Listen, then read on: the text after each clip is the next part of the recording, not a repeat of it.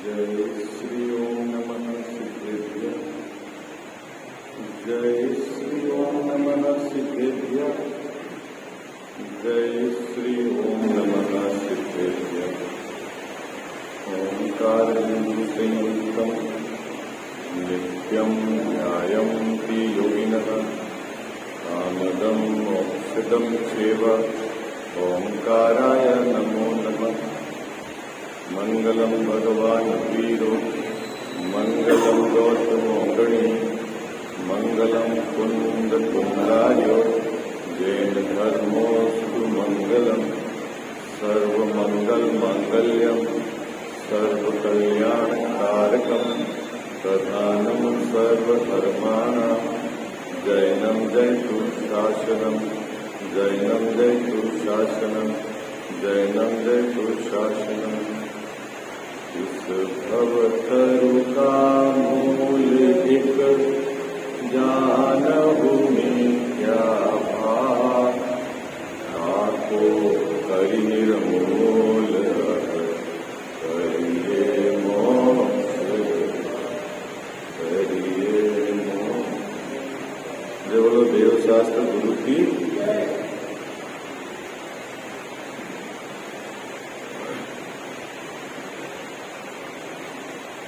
सातवां अधिकार मोक्ष मार्ग प्रकाशक ग्रंथ विराजमान है,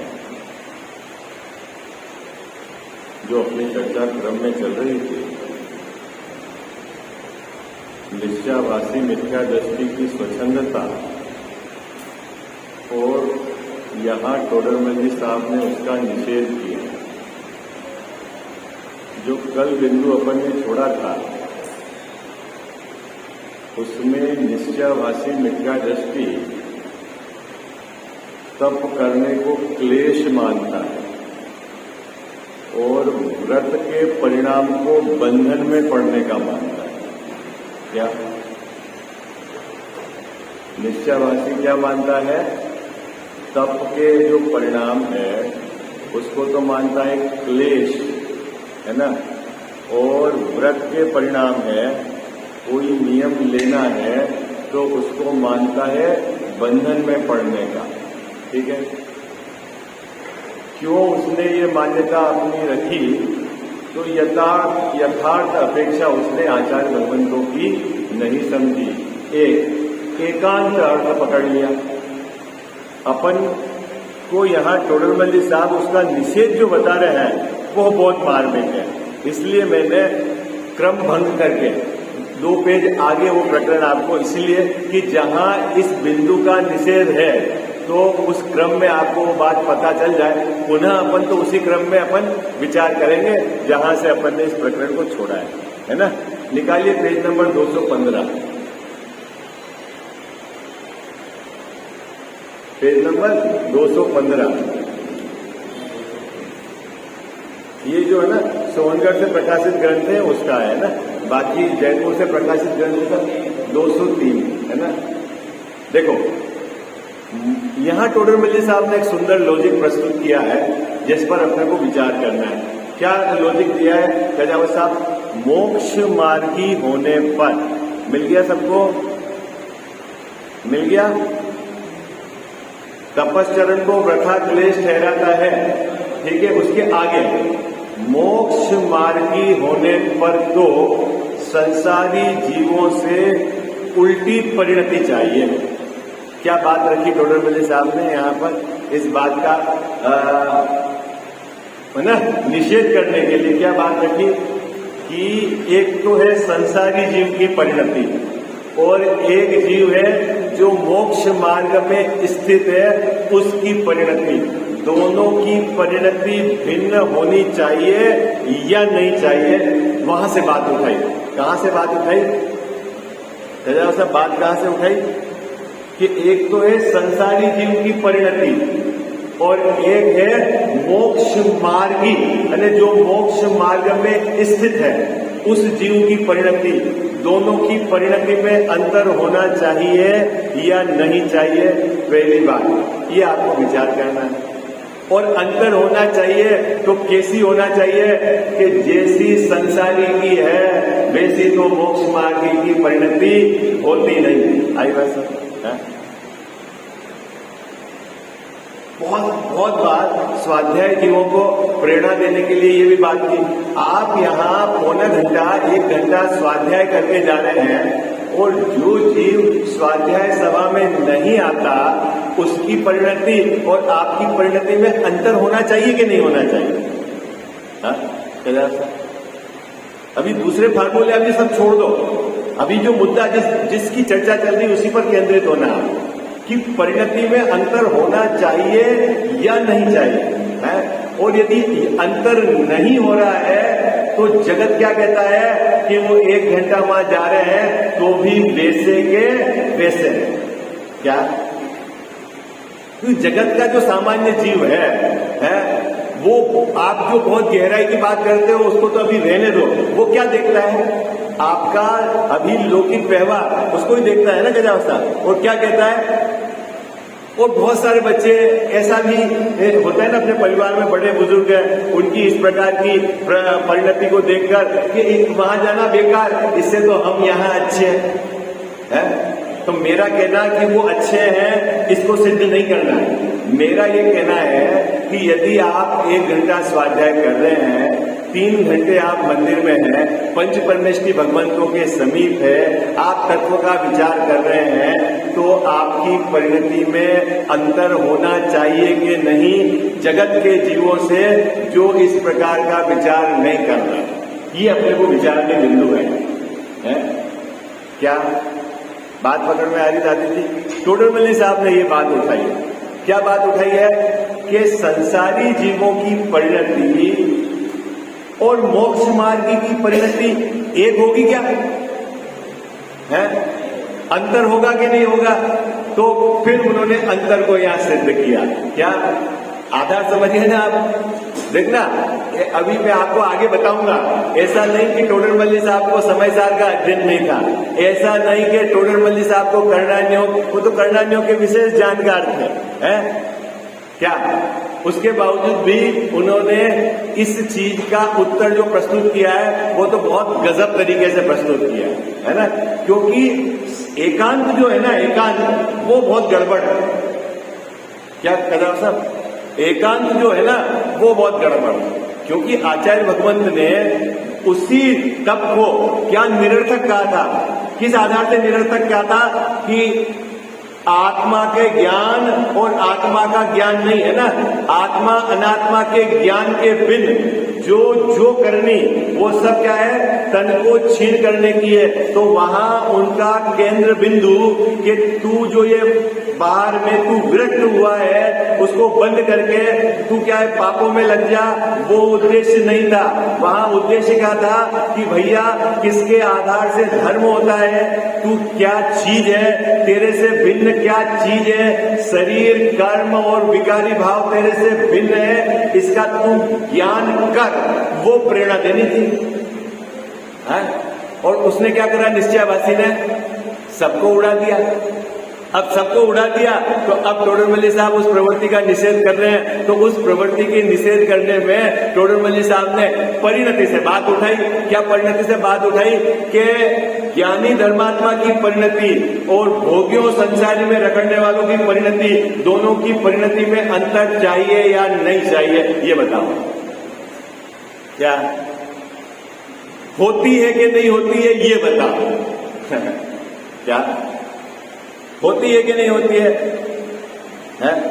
तो यहां से बात उठाई। देखो आगे क्या कहते हैं? संसारियों को इष्ट अनिष्ट सामग्री से राग द्वेष होता है। क्या सहज भैया किसकी बात चल रही है? संसारी को इष्ट अनिष्ट सामग्री से राग द्वेष होता है। संसारी जीव किसी सामग्री को अपनी कल्पना में इष्ट मानकर उसके प्रति राग, उसको रखने का भाव होता है। संसारी जीव अपनी कल्पना में किसी सामग्री को अनिष्ट मानकर उसको हटाने का भाव रखता है। इस प्रकार उसके राग द्वेष की क्या चलती है? प्रवृत्ति चलती है। किसकी? संसारी जीव की। ठीक है। अब यहां तो मोक्ष मार्गी की बात चल रही है, तो मोक्ष मार्गी ने अपनी श्रद्धा में तो ये नक्की किया है, क्या नियत किया है कि जगत में कोई भी सामग्री इष्ट अनिष्ट होती नहीं। क्या मोक्ष मार्गी ने क्या नक्की किया है? मोक्ष मार्गी ने क्या नक्की किया है सर भैया? जगत में कोई भी सामग्री इष्ट अनिष्ट होती नहीं है। ये इष्ट अनिष्ट मानना ये क्या है? अज्ञान है। बाबूजी ये यहां तक तो सम्यक दर्शन श्रद्धा का विषय, लेकिन एक बात और सुनना, मानवीय बात, इतना श्रद्धा में निर्णय होने के बाद भी चारित्र की अस्थिरता में उसको उनके प्रति राग होता है। क्या गजाव सर क्या बात होगी? ऐसा नहीं है कि श्रद्धा सम्यक होने के बाद तुरंत राग जीरो हो गया, सभी राग समाप्त हो गया, ऐसा नहीं है। अब तो अनंतानुबंधी का राग समाप्त हुआ है। क्या गजाव सर? क्या श्रद्धा सम्यक हो गई इसका मतलब ऐसा नहीं है कि चारों प्रकार के राग समाप्त हो गए आपके, अनंतानुबंधी, प्रत्याख्यान, प्रत्याख्यान और संजलन। क्या? तो 3 प्रकार के राग विद्यमान है। अब उस 3 प्रकार के राग में क्या गड़बड़ी है ये बताओ। तो बोलते हैं अस्थिरता का, अरे अस्थिरता का राग है तो राग है मतलब कोई जबरदस्ती कराता है क्या? हाँ? क्या देखो है ना, क्या बोलते हैं, आदिनाथ तीर्थंकर के पास प्रस्ताव आया बाबूजी कुमार अवस्था में कि आपके विवाह करना है, ठीक है, सम्यक दृष्टि तो थे, अरे बोलो थे कि नहीं थे? हैं? 3 ज्ञान के धारी थे, ठीक है। अब उनके क्या अंदर में तो ये बराबर निर्णय था, क्या ध्यान था, क्या बाबूजी लब्ध रूप चलता है, ज्ञान लब्ध रूप योग रूप चलता है, चारित्र लब्ध परिणति रूप, वो अभी अपने को उधर नहीं जाना। क्या क्या निर्णय बराबर चल रहा था? क्या कि 5 इंद्रिय के विषयों से सुख नहीं है, ये तो धारा चल रही थी। क्या साहब धारा चल रही थी? कब से चल रही थी ये धारा? कब से धारा चल रही थी? कब से? वो मां के गर्भ में थे तब से है भाई, सम्यक दर्शन के साथ है ना वो, तो है श्रद्धा में तो बराबर ये बात बैठी हुई थी उनके। क्या उसके बावजूद भी अब विवाह किया है तो किसी ने जबरदस्ती बांध के विवाह कराया क्या उनका? है क्या जैसा है? अभी देखो आयु कितनी थी उनकी? 84 लाख पूर्व। दीक्षा कब ली उन्होंने? 83 लाख पूर्व। क्या बाबूजी कितना, अगर अपन अभी पूर्व के चक्कर में छोड़ो, आप अभी दिमाग मत लगाओ उधर कितना बड़ा पूर्व होता है। आप ये समझ लो आज की परिस्थिति में 84 वर्ष उम्र हो किसी व्यक्ति की और 83 वर्ष की उम्र में वो नीलांजना का नृत्य देखे तो आप उसको मानोगे धर्मात्मा?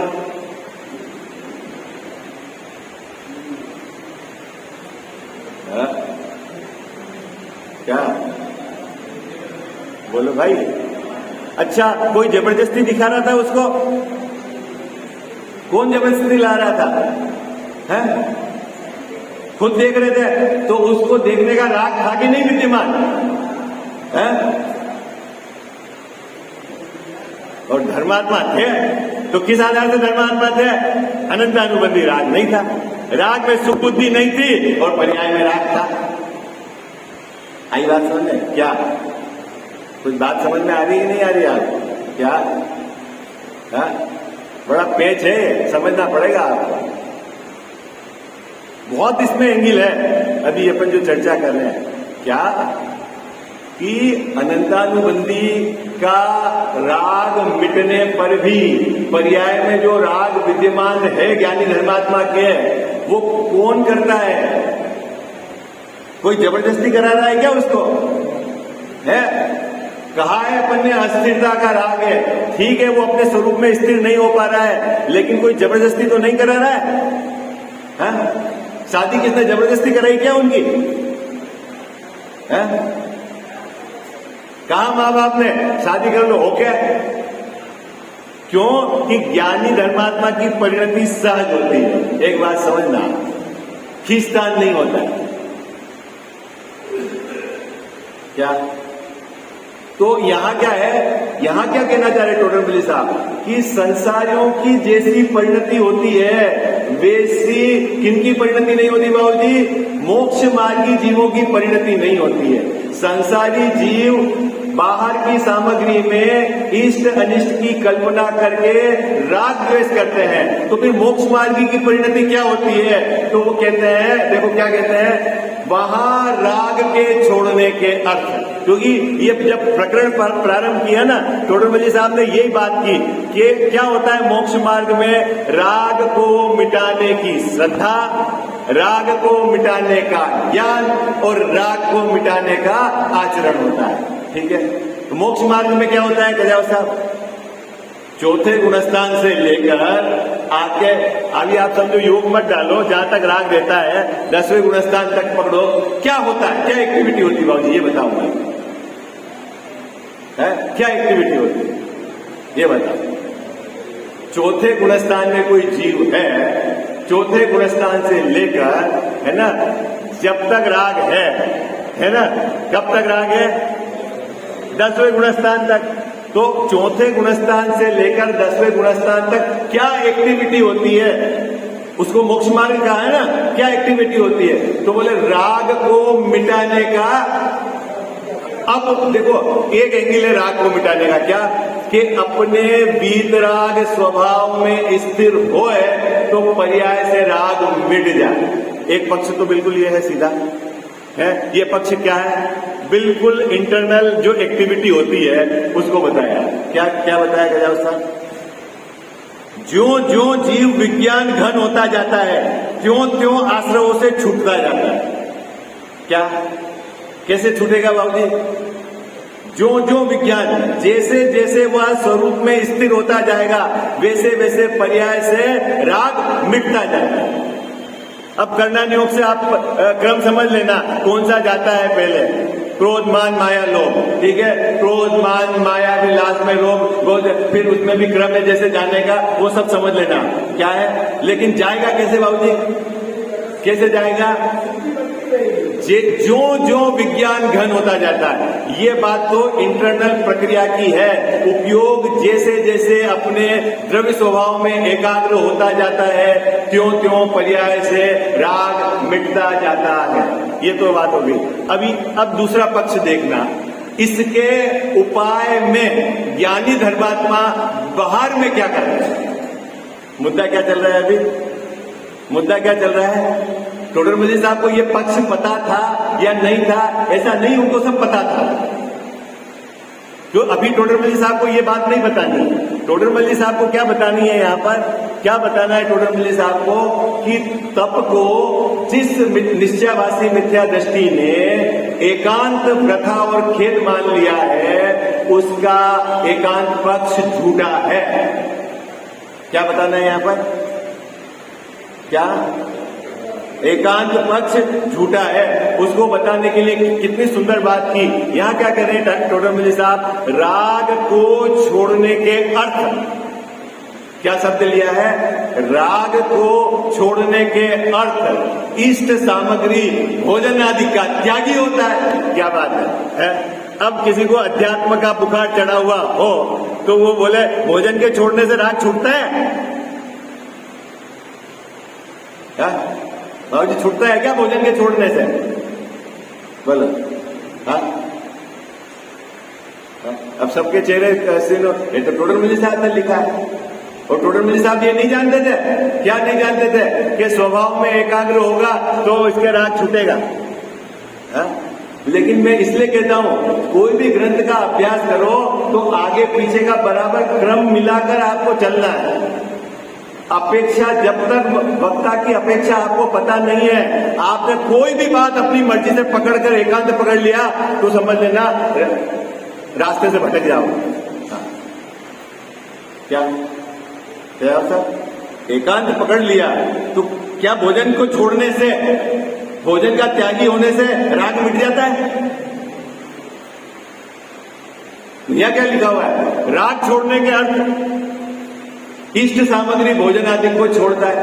अभी श्रद्धा में तो उसके पहले ही बैठा हुआ है कि भोजन इष्ट नहीं है, क्योंकि वो मोक्ष मार्ग में स्थित है। देखो, मैं बहुत आपको मार्मिक बात बताता हूं, है ना, आप सांगोपांग विचार करना। अभी देखो, चौथे गुणस्थान से पांचवें गुणस्थान में जाते हैं, ठीक है, तो क्या क्या होता है भैया, क्या होता है बताओ?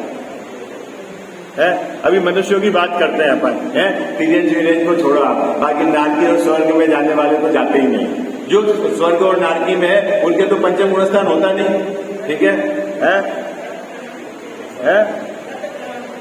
हाँ, अभी एक तो आर्यजन का व्रत ग्रहण होते हैं, ओके है, वो कसाय कर्म की प्रकृति की तरफ से बात कही थी वहां पर कि उनका अप्रत्याख्यान वर्ण कर्म का आपका क्षय हो जाता है?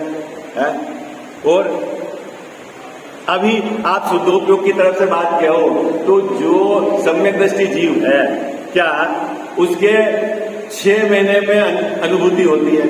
वो घटती घटती घटती घटती घटती घटती जब 15 दिन में हो जाती है अनुभूति, तो वो कौन सा हो जाता है?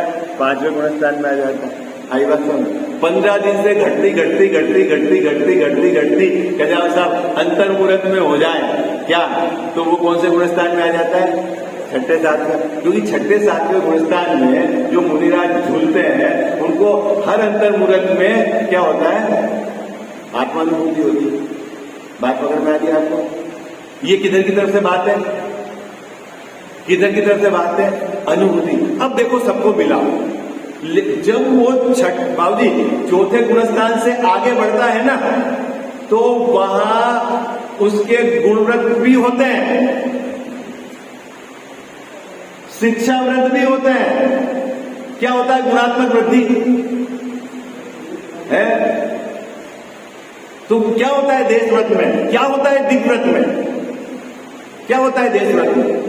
क्या कहा जाता है? क्या होता है देश व्रत? चारों दिशाओं में जाने का उसने नियम ले लिया, तो क्या नियम लेने से शुद्धि की वृद्धि होती है? नहीं होती है। तो क्या शुद्धोपयोग में लगा रहे तो शुद्धि की वृद्धि बाहर में बिना नियम लिए हो जाती है? तो बिना नियम से पंचम गुणस्थान आ जाएगा। फिर श्रावक की 11 प्रतिमा क्या है? ये दोनों बैलेंस आपको समझना पड़ेगा। आई बात समझ में? क्या मैंने आपको परसों भी एक एंगल दिया था कि आप वस्त्र के साथ क्या है, आप हर अंतर्मुहूर्त में अनुभूति कर सकते हो? तो वस्त्र रोकता है क्या? वो तो बाहर पड़ा हुआ है? वस्त्र रोक रहा है क्या आपको? साहब कौन रोक रहा है? अनुभूति क्या होती है? आत्मा की अपनी जो पर्याय उपयोग है वो अपने में एकाग्र हो जाए, पूरा काम अंदर का अंदर है और वस्त्र तो बाहर पड़े हुए हैं। लेकिन एक बात समझना, जैसे जैसे जीव की शुद्धि की वृद्धि होती है वैसे वैसे उस जीव के बाहर में इनके त्याग का भाव सहज ही होता है। क्या क्या बात पकड़ में आई आपको? हाँ, इसको आप यदि नहीं समझेंगे, डिनॉय कर देंगे तो सब गड़बड़ हो जाएगी। हाँ? उसने क्या करा निश्चयवासी ने कि व्रत को, त्याग को क्या एकांत क्या मान लिया? ये तो निरर्थक है, ये तो व्रथा है। तो ज्ञानी धर्मात्मा के जीवन में पाया जाता है तो क्या व्रथा है? हाँ? साहब आप ही तो कहते हो कि कोटि जन्म तब तपे खपे न है। अरे भैया, उसके पीछे कहने का अर्थ क्या है ये समझो आप। अपेक्षा नहीं समझी आपने, कोई अलग अपेक्षा पकड़ ली क्या? तो टोडरमल साहब को किस स्तर से बात करनी पड़ रही है आपको समझाने के लिए? कि ये समझाने के लिए कह रहे हैं कि भैया राग को छोड़ना है। क्या राग को छोड़ना है तो क्या करना कि जो जिस भोजन को इसने इष्ट मान रखा था उसको वो छोड़ता है। ये गजब की बात हो गई। और जिस उपवास को इसने अनिष्ट मान रखा था वो ग्रहण करके रखता है। तो ले ये क्या है? बोले स्वाधीनता से करता है, तो अगली पंक्ति में कहेंगे स्वाधीनता से करता है। वो फिर तर्क देंगे, क्या तर्क देंगे बाबूजी, क्या तर्क देंगे? जैसे आपके घर में मान लो एसी है, ठीक है, अब आप बढ़िया एसी की हवा खा रहे हो, ठीक है, अब आपको तो अपनी आत्मा में लीन होना है, क्या करना है? तो एसी तो बाहर पड़ा हुआ है, ठंडी हवा है तो बढ़िया है, बाहर का वातावरण ठंडा है, अब आप अपने उपयोग को एकाग्र करके अंदर में चले जाओ, क्या दिक्कत है? सब क्या दिक्कत है?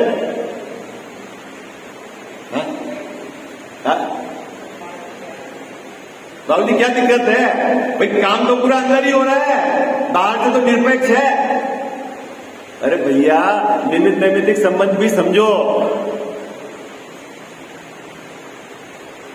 वो एक पक्ष भी समझना है आपको, एक दूसरा पक्ष ये भी समझना है जो टोडरमल साहब ने बहुत सुंदर प्रस्तुत किया है। क्या कहा है कि यदि तू कभी कभी पंखे के बिना रहे, कभी कभी तू एसी के बिना रहेगा तो क्या होगा? और एसी बंद करके, पंखा बंद करके अपने परिणाम को संभालेगा, अपने को उपयोग को एकाग्र करने का प्रयास करेगा, तो कदाचित बाहर में परिस्थितियां विपरीत बनेगी तो भी तेरे परिणाम बिगड़ेंगे नहीं। क्या? देखो स्पोर्ट्स का जो खिलाड़ी रहता है ना, खिलाड़ी जैसे भारत को धावक तैयार करना है, क्या तैयार करना है सहज भैया? तो पहले पूरे इंडिया में सबसे पहले जो बच्चे दौड़ते हैं उनको बुलाएंगे और देखेंगे कि 10 सेकंड में कौन 100 मीटर दौड़ लेता है। क्या देखेंगे? जिसकी वर्तमान कैपेबिलिटी क्या 100 मीटर 10 सेकंड में दौड़ने की, ऐसे 10-15 बच्चे को वो क्या करते हैं, कोच तैयार कर लेते हैं। फिर क्या करते हैं बाबूजी? उन पे मेहनत करते हैं। क्या मेहनत करनी है कि 10 सेकंड से घटाकर आपको 1-1 सेकंड कम करना है। क्या करना है सहज भैया? क्या करना है? 1-1 सेकंड कम करना है। क्या कम करना है? जो आप 10 सेकंड में दौड़ रहे हो, अब 1-1 सेकंड मतलब 9 सेकंड वाली नहीं, सेकंड के हिस्से, आई बात समझ में? उसके कम करने भैया, तो इजी काम है इजी काम है भैया। श्रद्धा में सम्यक होना तो इजी काम है, चारित्र इतना इजी काम नहीं है। क्या कह जाओ साहब? क्या भैया? आपको 1 सेकंड के 100वें हिस्से को कम, और देखना कम करने के लिए कितना एंगल है। वो बोलेंगे उसको, किसको? धावक को, तेरे को ये खाना खाना है। वो बोले हैं खाने से क्या होता है? मेरे को तो दौड़ में स्पीड कम करनी है। बोले नहीं, तेरे को ये खाना है, तेरे को इतनी बजे उठना है, तेरे को यहाँ नहीं जाना है, तेरे को इतनी बजे सो जाना है, तेरे को मेडिटेशन करना है, तेरे को योगा करना है। अरे भाई साहब ये क्या मगजमारी है? सीधा मेरे को 1 सेकंड कम करना है, इसकी बात करो ना। है क्या ऐसा? बोलो, आपने देखा होगा कि नहीं होगा? इनके खाने के सलाहकार होते हैं जो ये रहते हैं, इनको सोना कब है, इनको क्या देखना है, क्या करना है, सबके एडवाइजर होते हैं। ऐसा थोड़ी है कि क्यों, ऐसा क्यों? खाना अलग है और दौड़ना अलग है।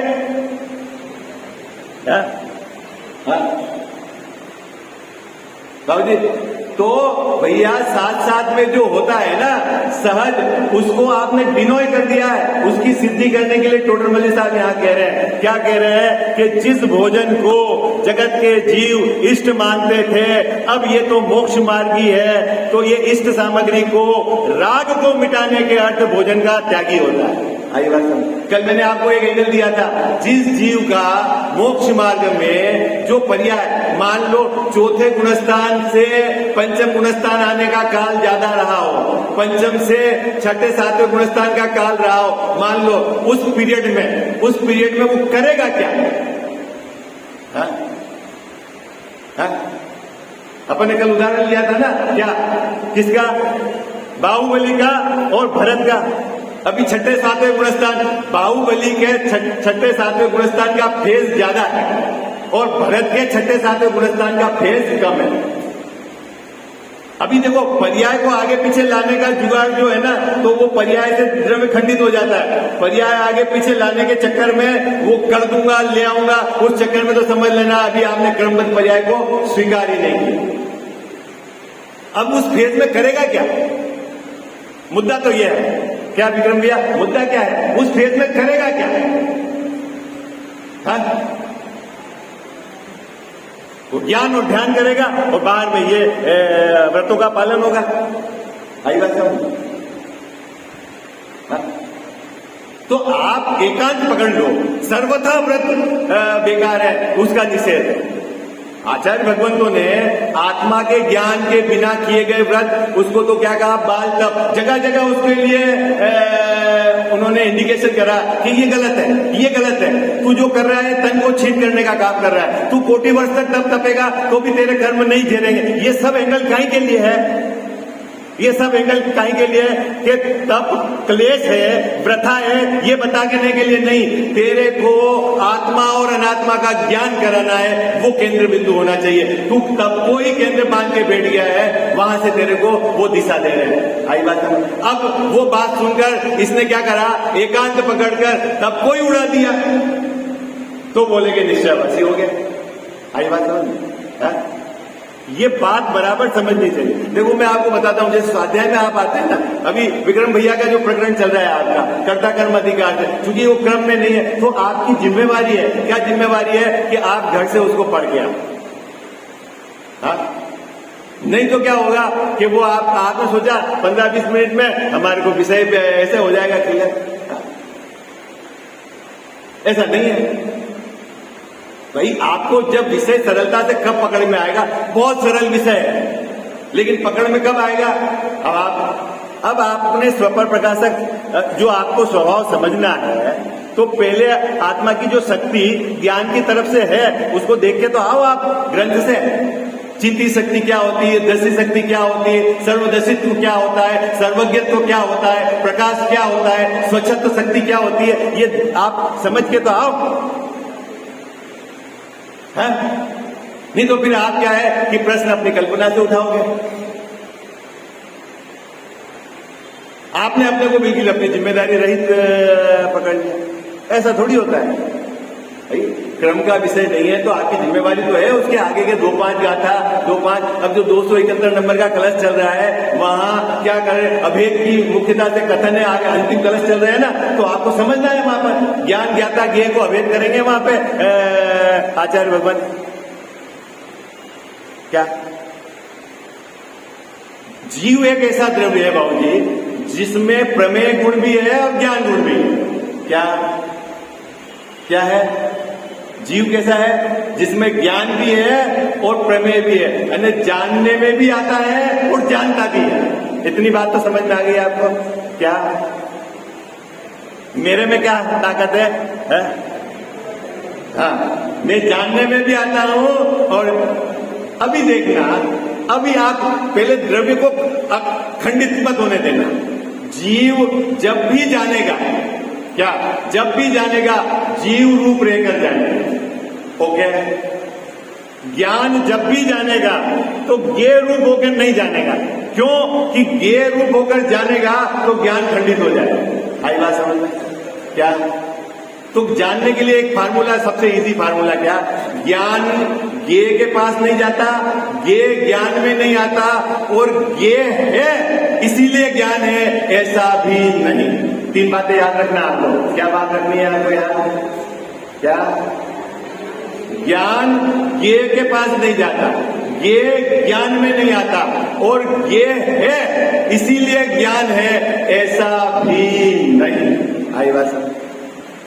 देखो, जानने की प्रक्रिया में आचार्य भगवान तो जो भी विद्वान उदाहरण देंगे, या तो वो दर्पण का उदाहरण देंगे या पानी का उदाहरण देंगे, उसमें जानने की प्रक्रिया को समझाया है। उस प्रक्रिया में क्या होता है कि सामने ज्ञेय पहुंचता है।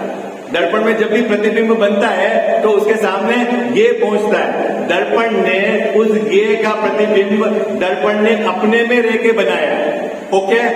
ये सब क्या समझाना है? जानने की प्रक्रिया।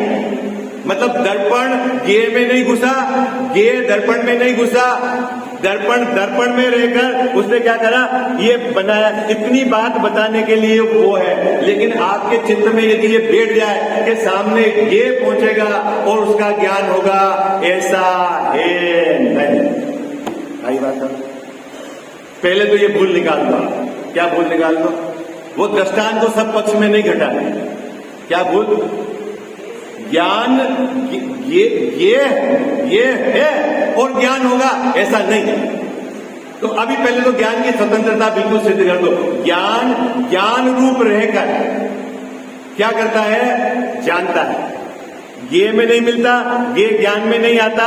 और जो ज्ञान ने आकार बनाया है, जानने की प्रक्रिया में जो आकार बनाया है वो ज्ञान का ही है, क्योंकि ये तो अंदर आया ही नहीं है। आ सके तो वस्तु व्यवस्था खंडित हो जाए, चेतनता खंडित हो जाए, तो ये तो आएगा नहीं, न तो क्रोध आएगा और न परद्रव्य आएंगे।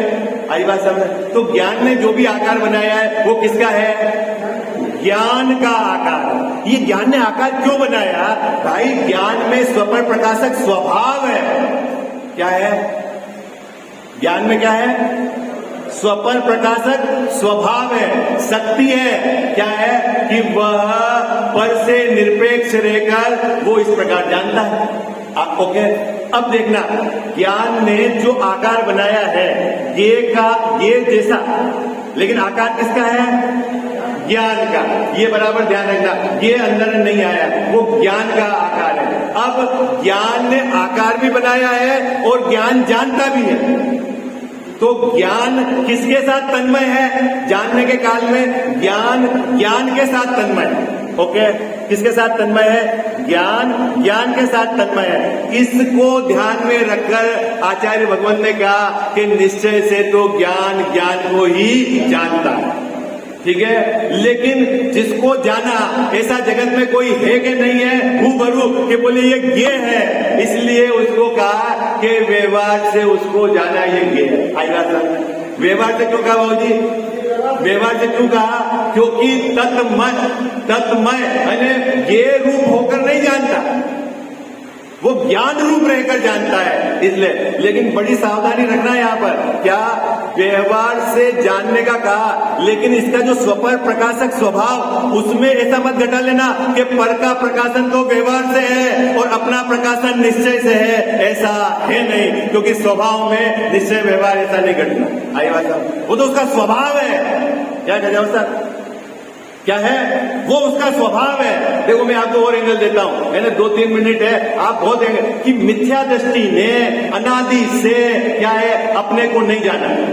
किसकी? उसकी गे लुप्तता रही, वो गेयों को ही जानता रहा। ऐसा होने पर भी ज्ञान का स्वभाव कैसा है?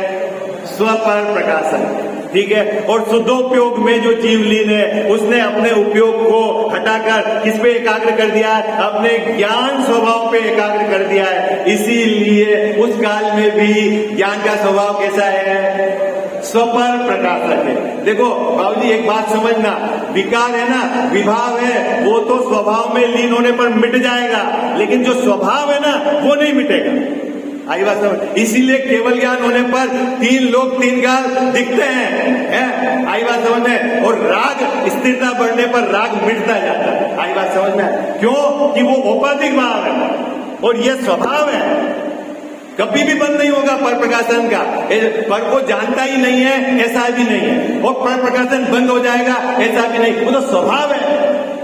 तो अपेक्षा क्या है आचार्य भगवान की? वो समझ नहीं। लेकिन वहां 271 नंबर की गाथा में तो ये पिक्चर है ही, वो वहां तो अभेद की बात है। मुद्दा तो वहां है, क्या है? अभेद करना। क्योंकि ऊपर पहले से 2-3 गाथा से आचार्य देव अभेद करते आ रहे हैं। अभेद करते करते तो वहां कहते हैं कि मैं ज्ञाता, मैं ज्ञान और मैं ज्ञेय, ऐसी भी यदि आपके विकल्प है तो भी निर्विकल्प स्वसंवेदन नहीं होगा। उन सबको भी अभेद करना है। तो वहां एक एंगल है कि क्या ज्ञान क्या है, ज्ञायक भाव क्या है और ज्ञेय क्या है, उसकी बात है ना। तो आप घर में मेहनत करो, पूरा सामने पे मत बोल दो, जब तक आप नहीं तो आपको समझ में नहीं आएगा। ठीक है? अभी यहाँ है, मैं इसलिए इसको विस्तृत में ले रहा हूँ कि जनरली हमको एक तरह की बात सुनने पर एक ही तरह का चिंतन चलने लग जाता है ना। एक वो एकांत पड़ जाता है। तो टोडरमल जी साहब को देखो ना, कितना बैलेंस उन्होंने यह कथन किया है। ऐसा नहीं है टोडरमल जी साहब को ये नहीं पता है ना। अभी अपन इसके एंगल है वो उस पर विचार करेंगे। क्या? यद्यपि ये बात, इससे ये मत समझ लेना कि बाहर के तप से अंदर की शुद्धि होती है, बिल्कुल नहीं। आई बात? बिल्कुल, वो तो समझ लेना मिथ्यात्व के कोठे में चला है ना। मैं बाबूजी एक भी अनादि से लेकर आज तक एक भी ऐसा जीव नहीं मिला जो छठे सातवें गुणस्थान में हो और बाहर में मुनि दशा नहीं, 28 गुणों का पालन नहीं। लो ये लो, तो पिता क्या मुनि दशा बाहर के गुणों के पालन से होती है? नहीं है। अब ये व्यवहार है, उस भूमिका के योग्य होता है, उसको कैसे नकारो? आई बात समझ। अब ये उसमें कोई भी पक्ष उड़ा दोगे तो गड़बड़ हो जाएगी। अभी अब समय हो गया, अभी अब अपन नहीं, आप है ना उसकी चर्चा अपन कल करेंगे, है ना। चलो। माता तू दया करके कर्मों से छुड़ा देना, इतनी सी विनय तुझसे चरणों में जगह देना। माता तू दया करके कर्मों से छुड़ा देना, इतनी सी विनय तुझसे चरणों में जगह देना। माता में भटका हूँ माया के अंधेरे में, कोई नहीं मेरा है इस कर्म के रेले में, कोई नहीं मेरा है तुम धीर बंधा देना। इतनी सी विनय तुझसे चरणों में जगह देना। जीवन के चौराहे पर मैं सोच रहा कब से, जाऊं तो किधर जाऊं, मैं सोच रहा मन से, पथ भूल गया हूँ मैं, तुम राह बता देना। इतनी सी विनय तुझसे चरणों में जगह देना। लाखों को उबारा है, मुझको भी उबारो तुम, मझधार में है नैया उसको भी तिरा दो तुम, मझधार में अटका हूँ मुझे पार लगा देना। इतनी सी विनय तुझसे चरणों में जगह देना। माता तू दया करके कर्मों से छुड़ा देना। इतनी सी विनय तुझसे चरणों में जगह देना। जावाणी के ज्ञान ते सूझे लोकालोक, सोवाणी मस्तक चढ़ो सदा देत हूँ धोख।